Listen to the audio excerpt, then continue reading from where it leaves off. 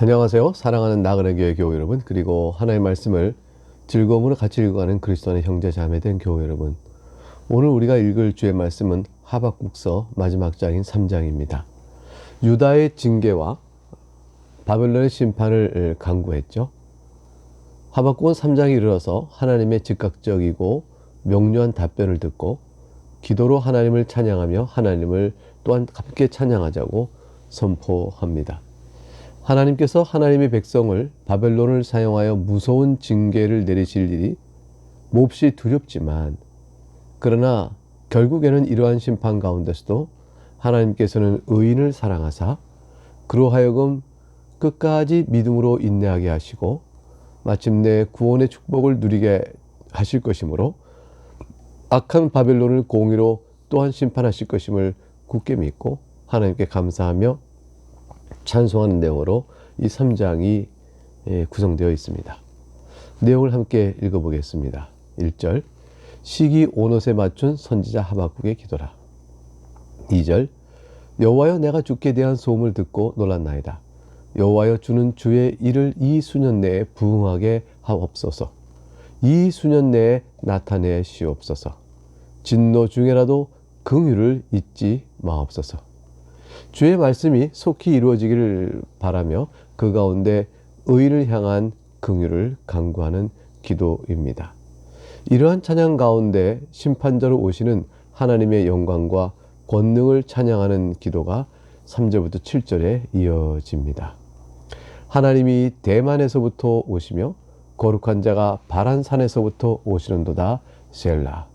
그의 영광이 하늘을 덮었고 그의 찬송이 세계에 가득하도다.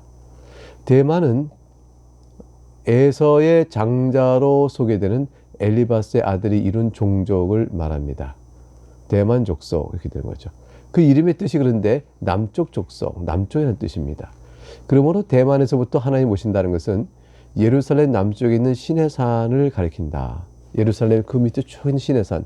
왜 남쪽에도 굉장히 예루살렘과 시내산 길 멀리 떨어져 있는데 예루살렘 남쪽에 시내산을 이렇게 크게 건너뛰어서 시내산을 말할까요? 이 시내산에서 하나님께서는 그의 백성과 언약을 맺으신 곳이죠. 순종할 때는 가나안 땅에서 너희가 안전히 들어가 안식을 누리며 평안을 누리며 복을 누릴 것이고, 불순종할 때는 징계를 받을 것이라 이렇게 말씀하셨습니다. 그러나 시내산에서도 하나님께서 그의 백성을 끝까지 너희는 내가 택한 백성이라 말씀하시므로 은혜 언약에 따라서 이스라엘을 끝까지 붙드실 것을 말씀하셨습니다. 따라서 오늘 3절에서 대만에서 오시는 하나님이다 라는 뜻은 그때 남쪽에 있는 시내산에서 언약을 맺으신 그 은혜 언약을 따라서 이스라엘을 회복시키시고 끝까지 인자하신 가운데 그들을 붙들어 주실 하나님이시다라는 사실을 드러내는 것이죠. 또 이어서 바란산은 시내산과 가데스 바네아 사이에 있는 산을 의미합니다. 따라서 바란산에서 오시는 하나님, 이렇게 또 표현한 것 또한 하나님의 백성을 이끄시는 언약의 하나님이라는 사실을 우리에게 알려주는 표현입니다. 4절에 그러한 이스라엘 백성을 도우시고 은혜 언약에 따라 돌보시는 하나님께서 비록 시내산에서 맺으신 그 언약에 따라서 그들 불순종할 때는 징계를 받을 것이고 순종할 때 복을 주실 걸 하신 그 백성들 향하여 징계를 내리신다 할지라도 그 백성을 끝까지 붙드실 하나님, 그 하나님께서 어떻게 이스라엘을 보호하시고 이스라엘 공격한 바벨론을 심판하시며 또 그의 백성을 구원하실까요? 4절에 보면 그의 광명이 햇빛 같고, 그의 것은 하나님을 뜻하죠. 하나님의 광명이 햇빛 같고 광선이 그의 손에서 나오니 그의 권능이 그 속에 감추어졌도다. 여기서 말하는 광명 또는 광선 또 권능이란 다 하나님의 힘과 능력을 상징하는 것이죠. 하나님의 능력이 햇빛 같다. 하나님의 능력이 그의 손에서 나오신다. 그의 권능이 그의 손에 감춰져 있다. 5절에 역병이 그 앞에서 행하며 불덩이가 그의 발밑에서 나오는도다. 또 다른 측면에서 하나님의 능력과 높으신 권세를 찬양하는데, 여기서 불덩이다 하는 것은 열병이로 번역하는 것이 더 낫습니다. 역병과 열병 같은 그런 전염적 질병들이 다 하나님께서 심판하실 때 도구로도 쓰신다. 그런 것들이 있을 때 이건 하나님께 진노하여 형벌을 내리실 때, 심판하실 때 쓰시는 일이다. 하나님의 진노의 손길이다. 이렇게 고백할 이유가 있다는 것이죠. 6절에 보니까 그가 서신즉 땅이 진동하며 그가 보신즉 여러 나라가 전율하며 영원한 산이 무너지며 무궁한 작은 산이 엎드러지나니 그의 행하심이 예로부터 그러하시도다. 자연을 다스리시는 하나님의 권능 앞에서 어떤 세상의 왕국도 심판을 당할 때 속절없이 무너질 것임을 말씀한 내용입니다. 영원한 산이라도 무너지고 말고요. 무궁할 것이다 싶은 그 작은 산도 엎드러지라니, 어떤 것도 하나님 심판하실 때 어떤 강대국, 이 산역선 강대국을 말하거든요. 이방 나라요, 세상 나라요, 이스라엘을 침략하는 그 나라들, 그 나라의 권세가 아무리 산처럼 영원한 것처럼 보여도 하나님 심판하실 때 무너지고 엎드러질 것이라 속절없이 결국 망하게 될 것을 말합니다. 7절에 보니까 내가 본즉 구산의 장막이 환란을 당하고 미디안 땅의 휘장이 흔들리는도다. 미디안은 우리가 알겠죠. 사사기 때 나오는 것도. 구산이 여기서 무엇을 가리키느냐, 에디오피아가 아니냐, 구스로 보는 경우도 있지만 사사기에 나오는 구산 리사다임일 것이다, 이렇게 보는 것이 좋습니다. 사사시대 때 미디안이 침범하고 구산 리사다임이 침범할 때 하나님께서 사사를 들어서 그들을 다 물리치셨습니다. 바로 그것을 빗대어 말하는 것이죠. 즉 구산 리사다임과 미디안은 이스라엘 괴롭혔던 나라였습니다. 근데 이들의 영광이, 이들의 자랑하던 힘이 철저히 붕괴되고 소멸될 것임을 7절에서 말합니다. 이어지는 8절부터 15절까지의 내용은 하나님의 역동적인 심판과 구원 사역을 찬양하는 내용으로 이어져 갑니다. 8절, 여호와여 주께서 말을 타시며 구원의 병거를 모시오니 강들을 분이 여기심이니까, 강들을 노여하심이니까, 바다를 향하여 성내심이니까, 주께서 활을 꺼내시고 화살을 파로 쏘셨나이다. 셀라. 주께서 강들로 땅을 쪼개셨나이다. 여기서 8절과 9절 나오는 강들과 바다는 다 세상과 이방 나라를 가리키는 상징적 표현입니다. 이들 향하여 말을 탁 타시면서 구원의 병거를 모시고 활을 꺼내어 화살을 탁 쏘신다는 것은 하나님께서 분노로 이들을 심판하시는 내용을 설명하고 있는 내용이죠. 10절, 산들이 주를 보고 흔들리며 창수가 넘치고 바다가 소리를 지르며 손을 높이 들었나이다.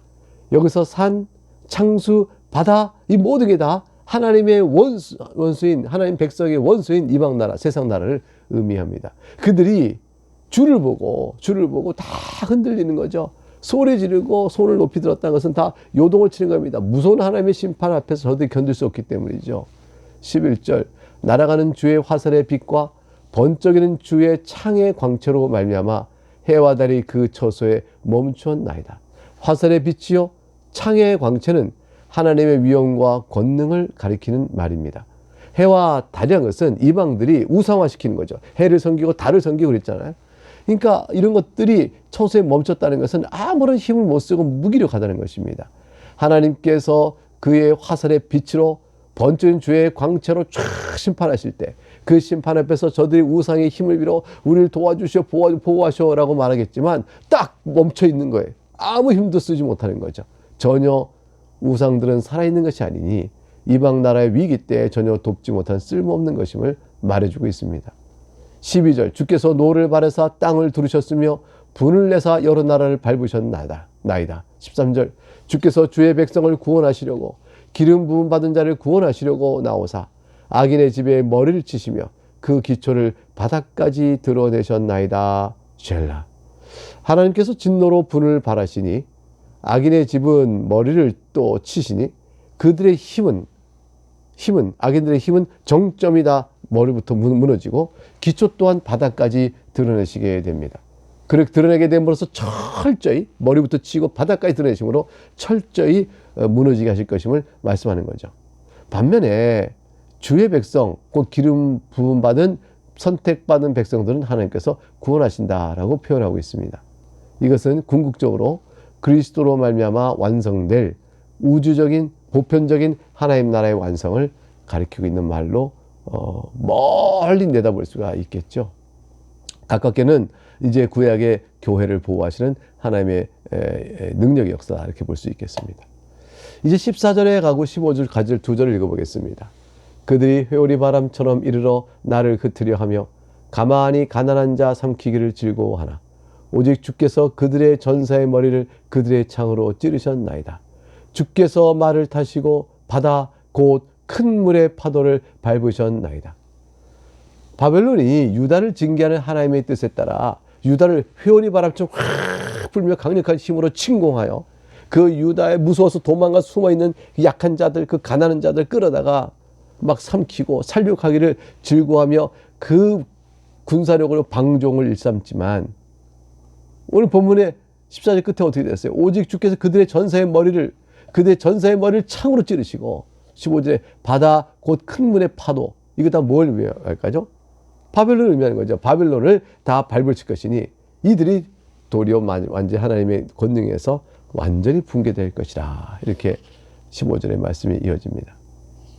이제 하박국서의 마지막 결론입니다. 3장의 끝부분이요, 하박국서 전체의 결론입니다.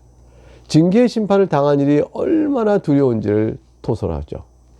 그렇지만 그 심판으로 인하여 황폐하여도 여전한 하나님의 구원을 확신하면서 찬양하는 것으로, 찬양을 선포하는 것으로 마치게 되어집니다. 16절 볼까요? 내가 들었으므로 내 창자가 흔들렸고 그 목소리를 말미암아 내 입술이 떨렸도다. 무리가 우리를 치러 올라오는 환난 날을 내가 기다림으로 썩이는 것이 내 뼈에 들어왔으며 내 몸은 내 처에서 떨리는도다. 내가 들었으므로, 뭘 들었길래 창자가 흔들리고 목소리가 다 그 소리 때문에 입술이 다 떨릴까요? 그것은 무리가 우리를 치러 오는 환난 날, 이거가 연결되는 거죠. 이것을 내가 기다릴 수밖에 없는 거예요. 그러니까 들은 얘기는 뭐냐면 하나님께서 바벨론을 보내어 이스라엘을 징계할 것이다 라는 말을 들은 겁니다. 그것 때문에 그 말을 듣고 창자가 흔들리고 입술이 떨립니다. 왜냐하면 그 말씀대로 우리를 치러 올라오는 그 날을 기다릴 수밖에 없게 된 거죠. 그러니 썩이는 것이 내 뼈에 들어왔으면 내 몸은 내 초에서 떨리는도다. 얼마나 무섭냐는 거죠. 바벨론이 침공하여 하나님의 징계로 유다를 유린하러 올 때 얼마나 무서워요. 17절, 그리고 그 결과가 어떻게 될까요? 황폐하게 되지 않겠습니까? 10절, 그래서 노래가 이렇게 이어집니다. 비록 무화과 나무가 무성하지 못하며 포도나무에 열매가 없으며 감람나무에 소출이 없으며 밭에 먹을 것이 없으며 우리의 양이 없으며 외양간에 소가 없을지라도. 자, 이걸 복음송 부르는 사람들 노래를 만들어서 무화과 나무에 열매가 없어도 이렇게 부르는데, 그렇게 손뼉치며 부를 그럴 수 있는 노래가 아니에요. 하나님의 징계를 유다가 완전히 징계되고 황폐하되고 그리고 무서움에 떨 그 무서운 상황 속에서 이제 하박 선지가 하나님에 대한 약속의 믿음과 하나님이 권능의 하나님이요 공의의 하나님이요 우리를 향한 자비의 하나님인 줄 믿기 때문에 그 믿음 의지하여 당하는 이 엄청난 비참한 두려운 현실 앞에서도 용기를 내서 부르는 찬양이에요. 무서운 심판을 말미암아 유다가 황폐해져서 열매도 없고 소출도 없고 절망적인 상태에 이르게 될 것이다. 이럴지라도 이제 하박국 선지자는 확신을 가지고 찬양한다. 그렇게 이어져가는 겁니다. 18절 볼까요? 나는 여호와로 말미암아 즐거워하며 나의 구원의 하나님으로 말미암아 기뻐하리로다. 찬양의 이유를 뭐라고 말하고 있습니까? 나의 구원의 하나님. 이 고백 속에 그 이유가 다 담겨져 있어요.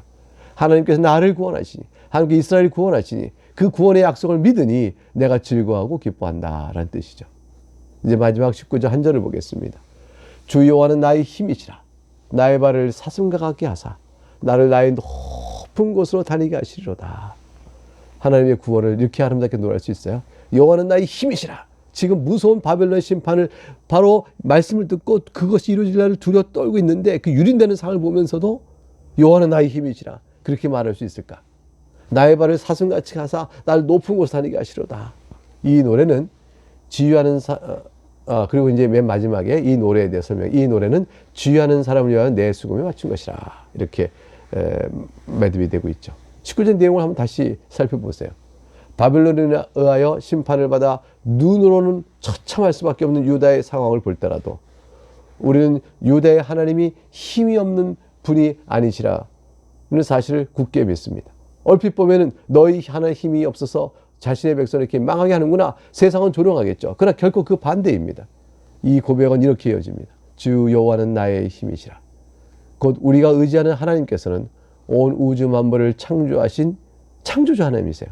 어느 때 어느 상황에서도 자신의 뜻을 이루시며 이러한 가운데서 자신의 백성에게도 소망을 주시고 마침내 구원하시고 보호하시는 은혜로 이끌어 주시는 분인 줄 우리가 굳게 믿을 수가 있는 것입니다. 사랑하는 교회 여러분, 우리가 이 믿음 갖고 살아야겠습니다. 여러분의 인생 속에 어떠한 어려움과 또 곤란함이 있다 할지라도 하나님께서 여러분에게 무능하여 그러신 것이 아닙니다. 주님을 바라보며 굳은 믿음으로 찬송하는 가운데 넉넉히 감당하는 여러분 될 수 있기를, 우리 모두가 될 수 있기를 주의 이름으로 축복합니다. 감사합니다.